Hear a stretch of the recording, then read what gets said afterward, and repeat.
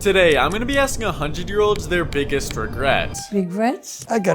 as well as seeing what advice and opinions only someone older than a century could answer. You've lived to 104 years old. Do you think anything contributed to that, or you did anything differently from the normal person? My big thing is my faith. Problem comes up, I don't worry about it. I just do the best I can, and it always seems to come out, good. I've taken everything in moderation, and genes maybe. My mother's mother lived to be 99. Okay. An aunt also lived to be about that age. I walk. I go outside. A few drops started to come down. I said, oh no, not again. But I do the exercises in my room. There you go. I do all of them. What do you think about the younger generations of today? So like me. I think it's amazing what they can do today. I think they're more concerned about themselves. When you see somebody that needs help or you can do something to help somebody, you go ahead and do it. And I don't think you see that as much today as you used to. I was only about 13 to 14 years old. I'm going down the street and I'm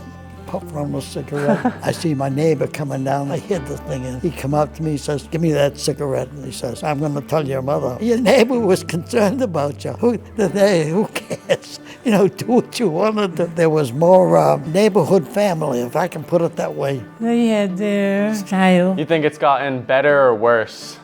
Worse. Okay. Is there anything in particular that you find way different today compared to when you were younger? The thing that I noticed today is anything goes. You can do almost anything. You can wear almost anything. And like I said, we don't have that sense of responsibility for each other. Right. Things were so much easier, less complicated. I was born in Newfoundland. Must have been very simple out there. It was very simple there. It was much calmer, I think, than it is today. Too much going on. Right. Yeah. So many cars. Yeah, oh news. my goodness, right.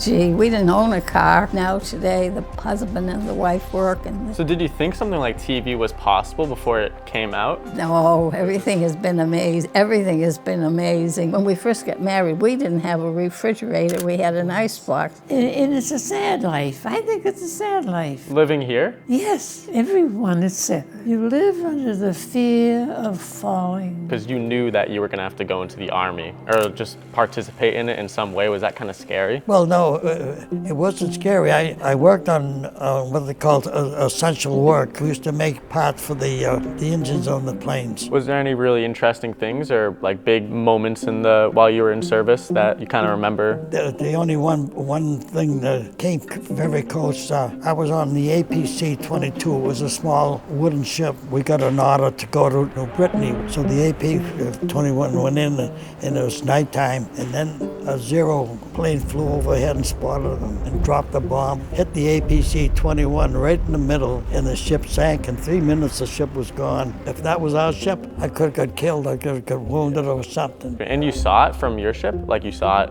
go off the explosion? Yeah. Oh, wow. Yeah. What's it like being 100 now? Well, I tell you, never expected to be 100. Now I live with a fear. There are not too many friends left now, to put it blankly. I don't think the time is too far away. What are you referring to? I'll be gone. That must be hard because you're living over 100. You have to see a lot of people kind of yes. go before you. Yes, that's true. There was one lady, she was here only a couple of years, and I was very friendly with her, and all of a sudden, I knew she hadn't been too well. She was gone. That was sad for me. But that's what happens when you get up to this age. Right. To tell you the truth, I'm kind of scary because my son is 80 years old, and I say, Jeepers, I don't want to be outliving my kids, Right. I think that's be tragic. I've got to go pretty soon. We know we're all going to be going when we get up to this age, and you got to you got to accept it. I do miss my wife. That's the only thing. It's been now. She died in 2017. It's 6 years now. My gosh, it don't seem like that long ago, but it wasn't so bad at first, but it gets more so as the years, It's nice that you Yeah. can have the people that you have. What was the most difficult time of your life, do you think? The most difficult time was when I had to go in the service and leave my wife. I enlisted the 1st of October, and then they said report for duty on the 16th, and my son was born on the 16th. Oh, The fact that I couldn't further my education, I wanted to be a nurse. and why didn't you? 1938 was a very, very bad time. It was a time when the government were kind. Oh, so they didn't even really let you. And that was my biggest disappointment. The war, of course, and my husband was in the National Guard. When the war came, they made them go in the Army. But well, my life has been ups and downs, and life goes on, and it was a depression. But everybody was in the same boat. They didn't have much of anything, just get by with what you could. Depression started in 29. I got out of high school and I joined the CCCs. That was